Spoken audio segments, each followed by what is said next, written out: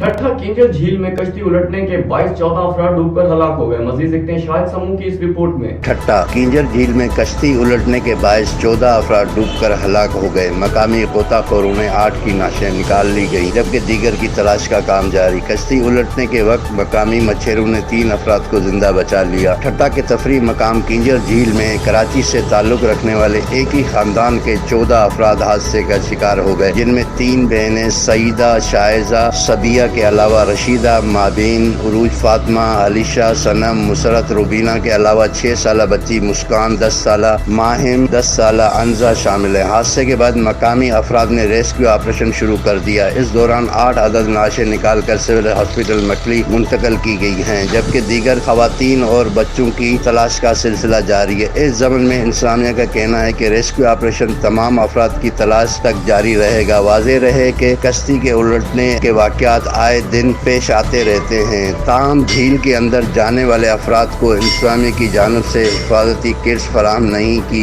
जाती, जिसके बायस कीमती जानों का साया का मामूल का हिस्सा बनता जा रहा है। कैमरामैन अली मुस्तफ़ा पंवर के साथ शाहिद समूह, राज न्यूज़, धाबेजी।